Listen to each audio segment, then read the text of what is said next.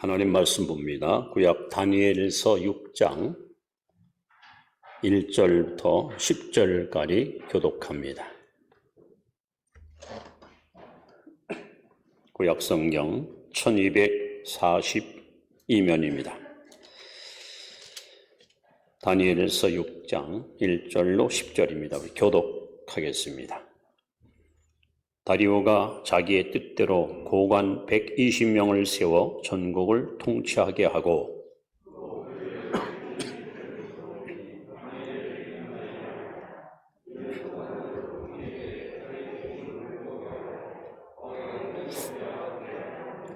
다니엘은 마음이 민첩하여 총리들과 고관들 위에 뛰어남으로 왕이 그를 세워 전국을 다스리게 하고자 한지라.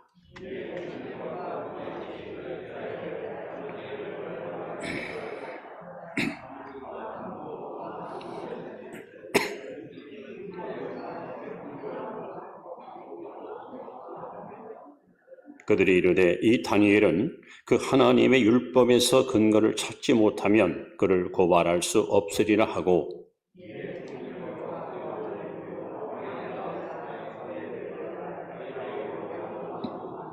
나라의 모든 총리와 지사와 총독과 법관과 관원이 의논하고 왕에게 한 법을 세우며 한 금령을 정하실 것을 구하나이다. 왕이여 그것은 곧 이제부터 30일 동안에 누구든지 왕 외에 어떤 신에게나 사람에게 무엇을 구하면 사자굴에 던져 넣기로 한 것이니이다.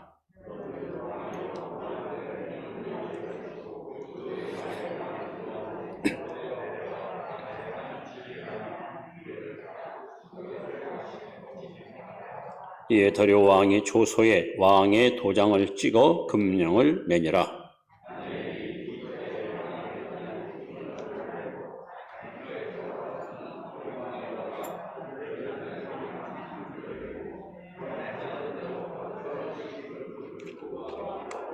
하나님께 감사하였더라. 아멘. 우리에게 늘 믿음으로 승리하시 바랍니다. 하나만 더 합니다. 빛과 소금의 사명을 잘 감당하시 바랍니다. 오늘은 우리 교단이 지정한 평신도 주일입니다. 여러분, 한국 교회는 1970년대부터 약 20년 동안 폭발적인 성장을 가져왔습니다. 교회마다 인산인해에 많은 인파가 몰려왔고 굴지의 예배당이 세워지며 양적인 팽창이 가히 전 세계 어느 교회도 있을 수 없는 엄청난 역사를 일구었습니다. 자, 그런데 그렇게 많은 교회가 세워지고 그렇게 많은 성도들이 교회로 몰려왔는데 세상은 왜 더 어둡고 범죄율은 증가하고 사회는 점점 저렇게 피폐하고 혼돈에 빠졌을까? 항상 그것이 가지고 있는 하나의 궁금증이었고 하나의 걱정거리였습니다. 그래서 원인을 이제 분석해 보니까 한마디로 말해서 평신도 지도자들을 교회가 제대로 배출시키지 못했습니다. 여러분, 목회자들은 교회라는 그 틀 속에서 거의 파묻혀 삽니다. 근데 여러분들은 세상에 나아가서 직장에서 일터에서 많은 사람과 늘 접촉하면서 살아갑니다. 그러니까 제가 끼치는 영향보다는 여러분들이 밖에 나가서 끼치는 영향이 훨씬 더 크다는 겁니다. 정치계에도 경제계에도 또 문화, 예술, 체육 모든 분야에서 정말 빛과 소금의 사명을 감당할 평신도 지도자들을 교회가 많이 키웠으면 이 사회는 훨씬 더 밝고 훨씬 더 정의로웠을 텐데 안타깝게도 사람은 많이 모여왔지만 평신도 지도자를 양육하지 못한 것이 우리 한국교회의 큰 문제점이었습니다. 여러분, 신앙생활에도 이 품격이 있습니다. 품격. 이왕 우리가 예수 믿을 바에야 지금 고품격 성도들이 되시기를 축원합니다. 시시한 아무 영향력 없는 무기력한 신자가 아니라 여러분이 거하고 있는 거처에서 많은 사람에게 선한 영향력을 끼칠 수 있는 이 고품격 성도. 그럼 도대체 하나님이 원하시는 품격이 높은 신자가 누굴까? 오늘 다니엘서 6장에서 그 주인공을 제가 여러분께 소개하려고 합니다. 바로 다니엘입니다. 이 다니엘과 같이 평신도로서, 지도자로서 정말 전 국가에 선한 영향을 끼칠 수 있는 이런 인물들이 바로 여러분이 그 주인공 되기를 기대하면서 오늘 여러분과 함께 명품 신앙이라 이런 제목을 가지고 말씀을 증거하려고 합니다. 자, 명품 신앙은 어떤 것일까 하는 겁니다. 오늘 다니엘서를 통해서 배워야 될 영적 교훈입니다. 첫 번째는요, 3절에 잘 나와 있습니다. 명품 신앙이란 첫째로 명품 신앙은 형통할 때 드러납니다. 형통할 때. 자, 우리 한번 3절 말씀을 같이 읽습니다. 시작. 다니엘은 마음이 민첩하여 총리들과 공원을 위해 뛰어남으로 왕이 그를 세워 전국을 다스리게 하고자 한지라. 인류 역사상 가장 강대한 나라가 바벨론이었습니다. 바벨로니아. 그리고 그 나라를 소위 무너뜨린 나라가 메데와 페르시아입니다. 나중에 이제 페르시아, 파사, 이란이 이제 등장합니다만. 오늘 본문에 보시면은 이 나라가 얼마나 큰가 하면 120도, 도지사가 120명이에요. 여러분, 과거 한국을 가리켜 팔도강산이에요. 팔도강산. 그런 도가 120도예요. 얼마나 광활한 땅입니까? 얼마나 광대한 땅입니까? 하도 사람이 많고 국력이 신장되고 영토가 넓다 보니까 왕이 총리를 3명이나 뽑았습니다. 홀로 관장에게는 버거우니까 총리를 셋을 뽑았어요. 자, 그런데 오늘 본문에 보시면 그 중에서 이미 바벨론에서 총리했던 그 다니엘이 이 페르시아의 다리오 왕의 눈에 들어왔어. 두 사람은 소위 자국민, 본토인이고 다니엘은 사실은 이방인입니다. 유대인입니다. 근데 왕이 다니엘을 신뢰한 나머지 오늘 하나님께서 이 왕을 통해서 그를 전국을 다스리는, 전국을 총괄하는 총리로 그를 세우는 거예요.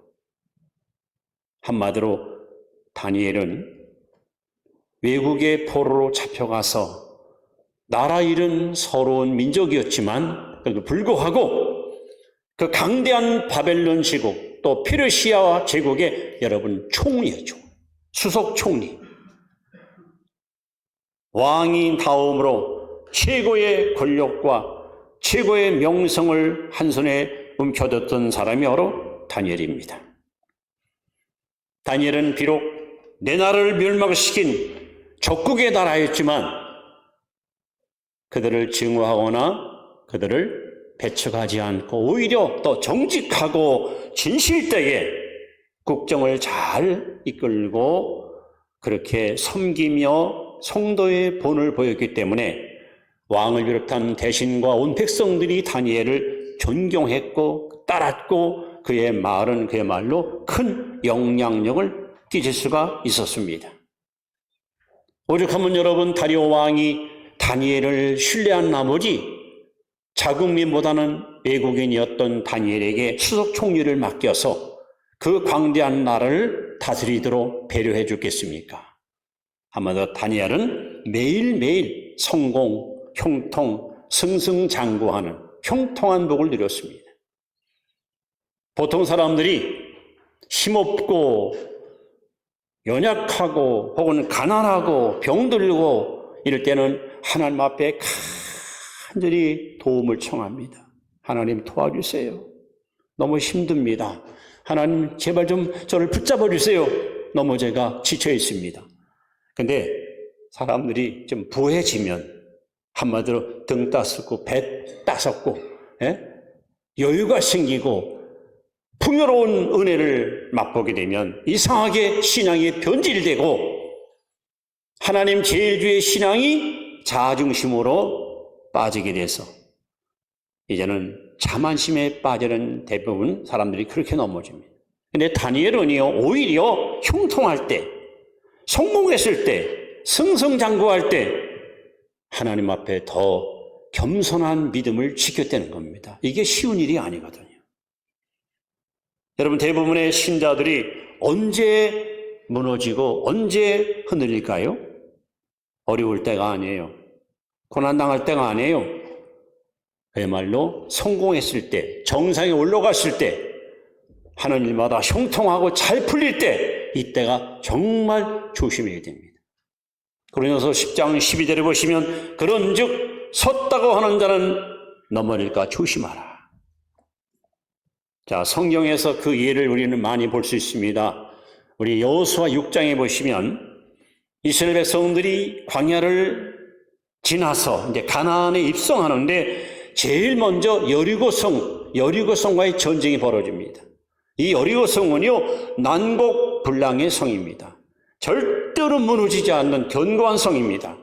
그런데 하나님이 지시하는 대로 순종하고 나아갈 때에 여리고가 무너지면서 이스라엘 백성은 무기 하나 쓰지 않고 위대한 승리를 쟁취합니다. 그들은 승리함에 도취되어 있었습니다. 야, 봐라, 무기 하나 안 쓰고 병사 하나 다치지 않고 우리는 저 여리고성을 무너뜨렸고 우리는 드디어 승리를 우리가 일궈냈단 말이에요. 그때 저 맞은편에 아이라는 성, 이름 그대로 작은 성이 있었습니다. 여호수아가 야야야, 많이 갈 거 없어. 그 3,000명만 뽑아가지고 아이 성 저거다 갖다 쳐버려.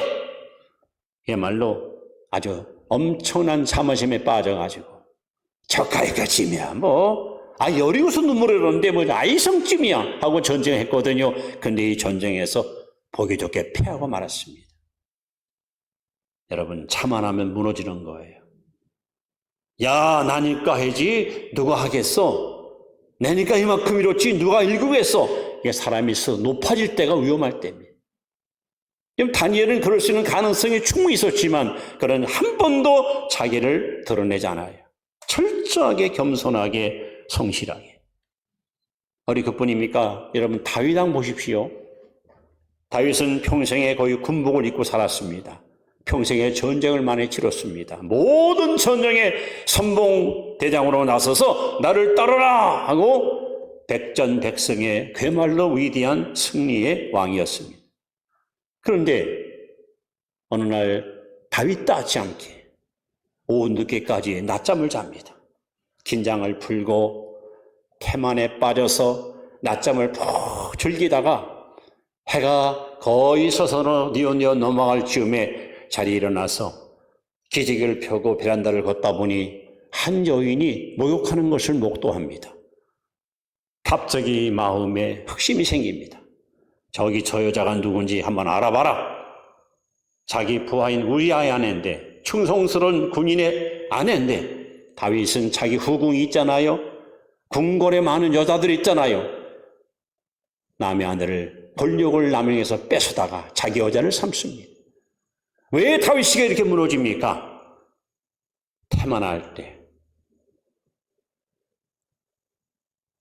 이제 잃을 곳이 없다 하고 정상에 올라갔을 때 이때가 위험천만한 거예요. 예수님의 제자 베드로는 어떻습니까?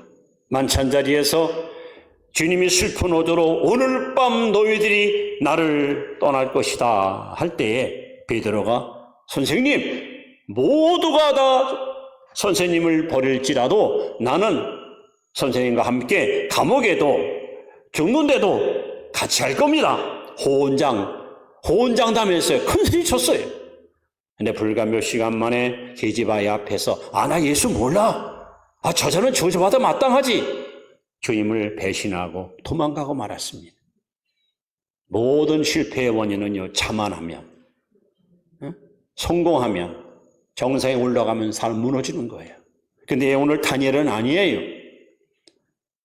이미 바벨론에서 총리 역할을 했고 정권이 바뀌고 나라가 바뀌면서 메데 페르시아에 3명의 총리를 세웠는데 그 중에서 임금의 소위 그 인정을 받아서 수석 총리로 임명을 받습니다. 그야말로 최고의 권력을 한 손에 쥐었던 사람이 다니엘입니다. 그럼에도 불구하고 그는 형통할 때 세상 말로 시건만 떨지 않았습니다. 내가 누구냐? 내가 입지적인 인물이다. 16살에 포로로 잡혀와서 오늘까지 내가 타고난 땅에서 모진 고생을 다 참고 견디었어. 끝내 내가 이렇게 성공하지 않았느냐? 자기의 권력을 이용해서 여러분 치부할 수도 있고 비자금을 빼돌릴 수도 있고 얼마든지 부정드릴 수 있는 그런 위치에 있었지만 다니엘은 끝까지 신앙의 시조를 잃지 않고 성실과 정직을 뺏기지 않고 형통할 때 오히려 더 겸손하게 하나님을 섬기는 진정한 빛과 소금의 삶을 감당했던 인물이 바로 다니엘입니다. 오늘 저 여러분들이 인생을 살아가면서 지금보다 훨씬 더 일이 잘 되고 훨씬 더 행복이 찾아올 때 여러분 그때 조심하십시오. 하나님을 섬기는 이 믿음만큼은 어떤 상황과 어떤 처지에 있든지 거기에 여러분 흔들리지 말고 초지일관 우리는 주님을 바라보고 신본주의 신앙으로 살아가는 삶을 하나님은 원하고 계십니다. 거대한 성공과 축복에 씹혀가지 않고 오직 하나님만 신뢰했던 명품 신앙인 바로 다니엘. 이 믿음이 참으로 그립고 본받고 싶습니다. 여러분이 바로 이런 믿음의 소유가 되시기를 주 이름으로 축원합니다. 자, 두 번째 명품 신앙은 어떤 신앙일까? 7절 말씀을 봅니다. 명품 신앙은 역경 중에 들어옵니다. 역경 중에. 자, 한번 7절 같이 보겠습니다. 시작. 나라와 모든 총리와 시사와 총독과 법관과 관원이 의논하고 왕에게 한 법률을 세우며 한 금령을 정하실 것을 구하나이다. 왕이여 그것은 곧 이제부터 30일 동안에 누구든지 왕 외에 어떤 신에게나 사람에게 무엇을 구하면 사자굴에 던져놓기로 한 것이니이다. 지금 다니엘은 큰 위기를 만납니다. 자, 3명의 총리 중에 2사람은 원주민이에요. 막 시기가 나는 거예요. 속상한 거예요. 아니, 어째서 이방 놈에게 수석 총리를 맡기는가? 저자는 포로로 잡혀간다는 거 아닌가? 나는 이 나라에 태어났고 이 나라 자국민인데 왕에게는 한마디 대꾸하지 못하던 신하들 그리고 자기 같은 동료들과 합세해가지고 야, 이참에 저 다니엘을 끌어내리자. 저자를 갖다 쳐내자. 그래서 다니엘은 지금 절대절명의 2가지 위기를 만납니다. 그 첫 번째 위기는 4절에 보시면 이에 총리들과 고관들이 국사에 대하여 다니엘을 고발할 근거를 찾고다 하였으나 다니엘을 탈탈 터는 거예요. 뒤지는 거예요. 저자가 틀림없이 비리가 있을 것이다. 부정이 있을 것이다. 이권이 있을 것이다. 아니 털어서 먼지 하는 옷이 있냐? 털어봐. 그래서 사람들을 동원해가지고 다니엘의 뒷조사를 샅샅이 파헤치는 겁니다. 그런데 여러분 놀랍게도 성경에 뭐라고 썼습니까? 아무 근거, 아무 허물도 찾지 못했다. 얼마나 깨끗하고 얼마나 정직하게 살았으면 탈탈 털어도 아무런 흠을 잡을 수가 없었습니다. 그러니까 이들이 저 자식을 제거하는 길은 이제 하나밖에 없다. 평소에 아마 다니엘이가 경건하게 살고 기도하고 살고 하나님을 섬기는 걸 알았던 거예요. 그래서 뭐라고 말합니까? 다니엘이 지키는 율법에서 근거를 찾아가지고 저자를 갖다가 찍어내자.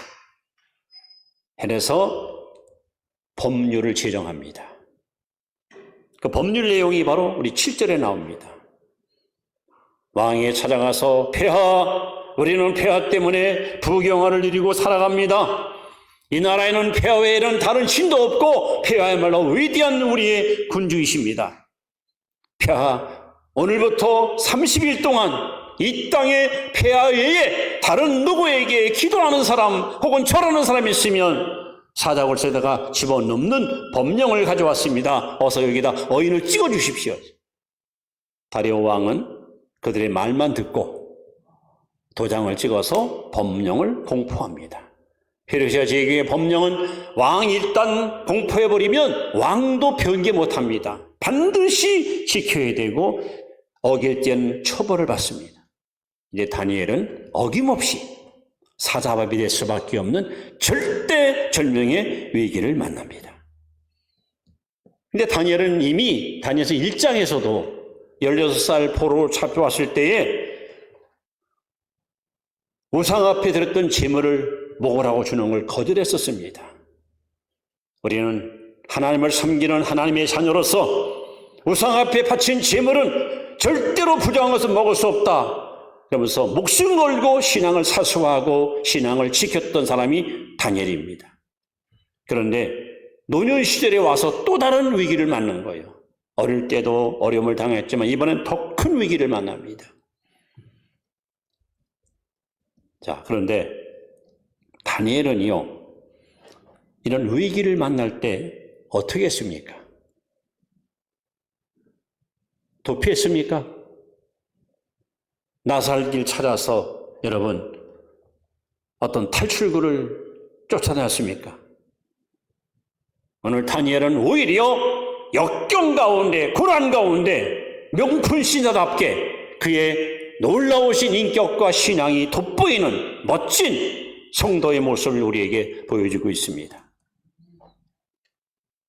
이 다니엘서를 보면은 정말 다니엘뿐 아니라 그 세 친구 아시죠? 사드락, 메삭, 아벤느고. 이들도 정말 본받고 싶은 사람들이에요. 우리 다니엘서 3장에 보시면은 바벨론 느부갓네살 왕이 한 30여 되는 금신상을 만들어 놨어요.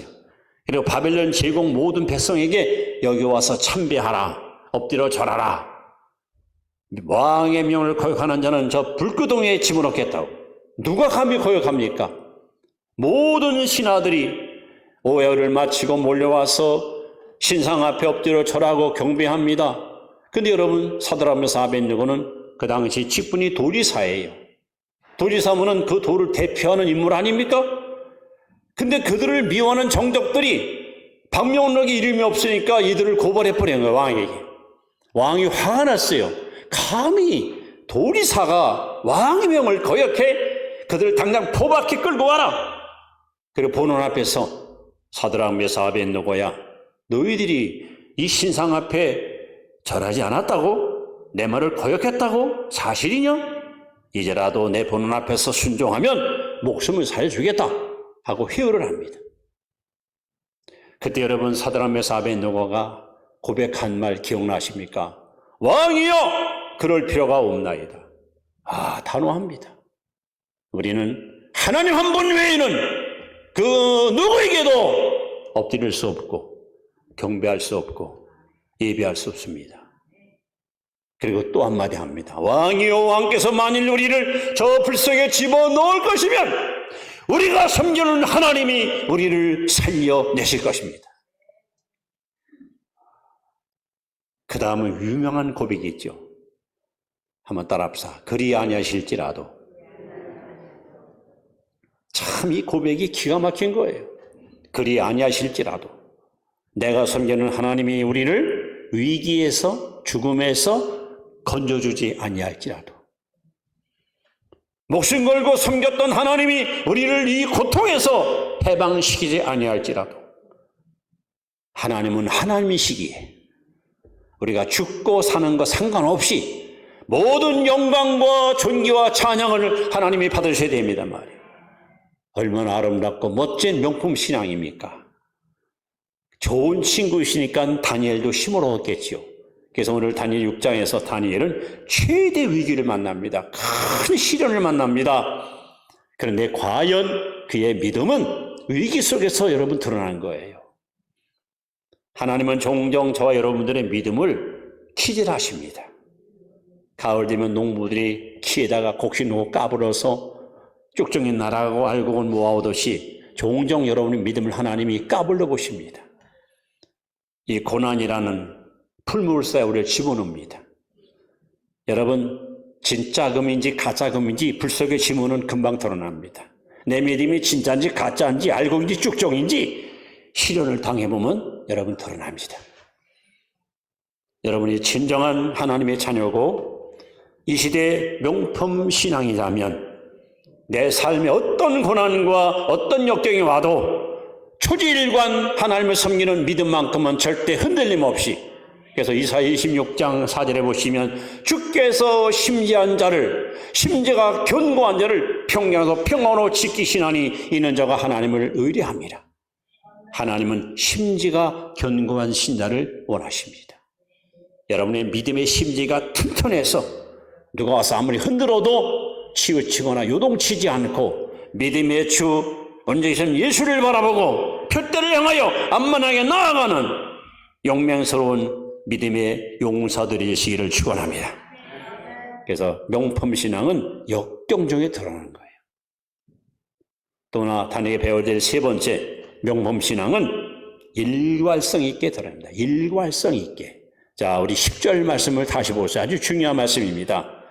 10절 말씀은 같이 읽습니다. 시작. 다니엘이 이 조서에 왕의 도장이 찍힌 것을 알고도 자기 집에 돌아가서는 윗방에 올라가 예루살렘을 향한 창문을 열고 전에 하던 대로 하루 3번씩 무릎을 꿇고 기도하며 그 하나님께 감사하였더라. 여기서 중요한 단어가 전에 하던 대로. 전에 하던 대로. 다니엘은 오늘날 갑자기 마음이 감동돼서 기도한 것이 아니라는 거예요. 평상시에 늘 그렇게 해왔다는 거예요. 그의 삶이 기도고 기도가 삶이고, 그야말로 일관성 있는 신앙. 에베소 6장 24절에 우리 주 예수 그들을 변화없이 사랑하는 자들에게 은혜가 있을지어다. 여러분, 한결같이 주님을 사랑하시기 바랍니다. 변함없이 주님을 의지하시기 바랍니다. 예? 한결같아야 돼요. 일관성이 있어야 합니다.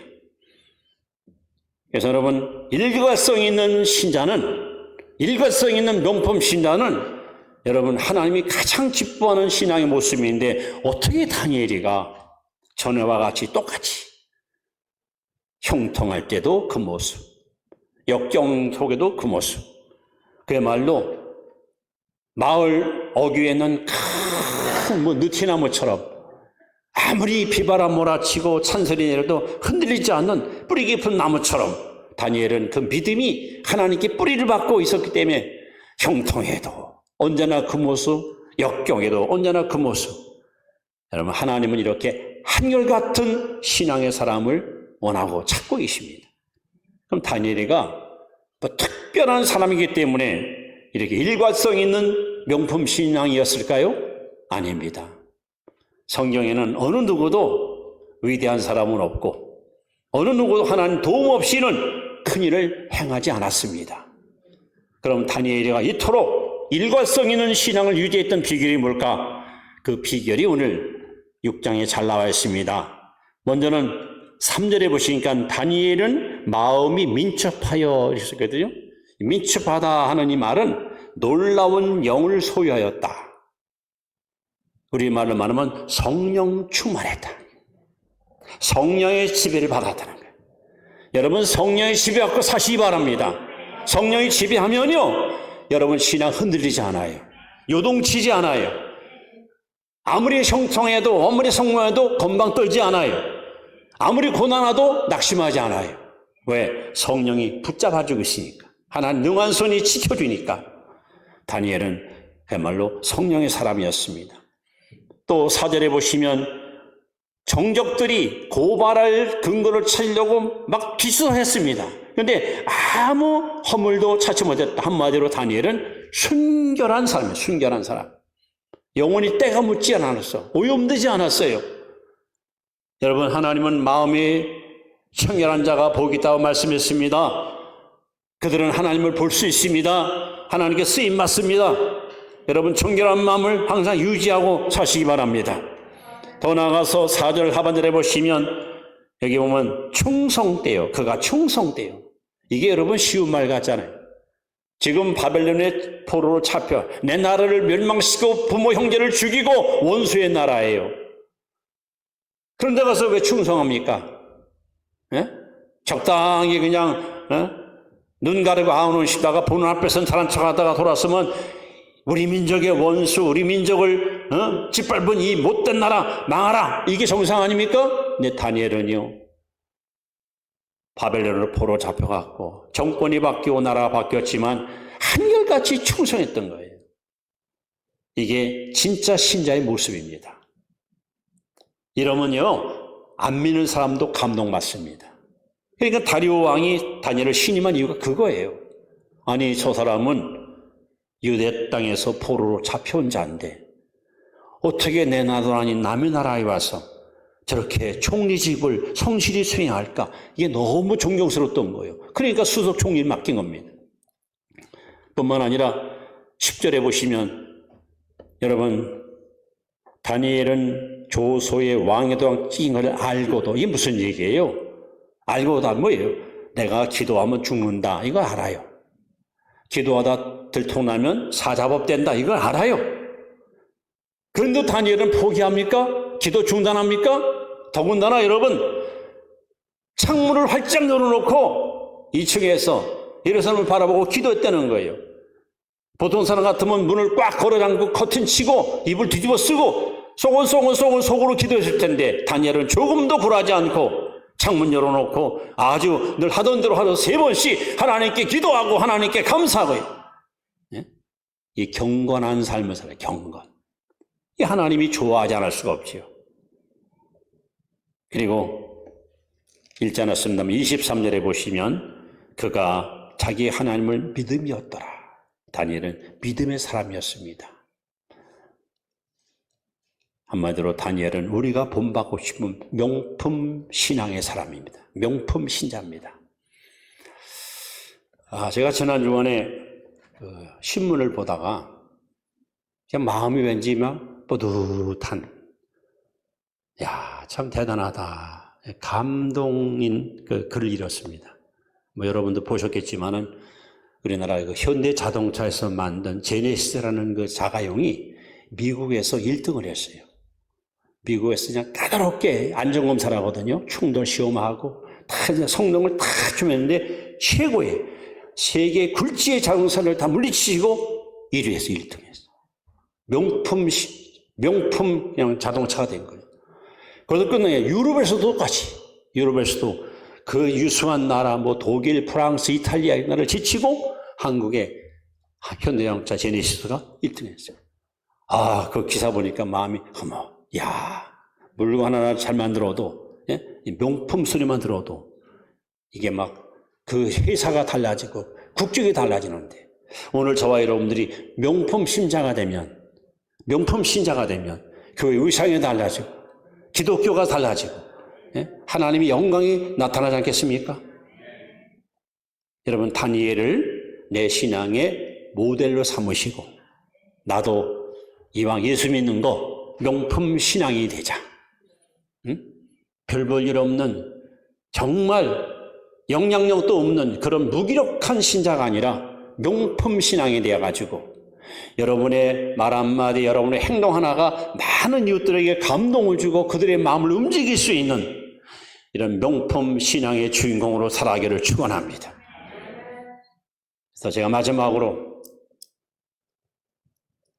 이거 명품 시계입니다. 스위스제 기도하겠습니다. 하나님, 다니엘의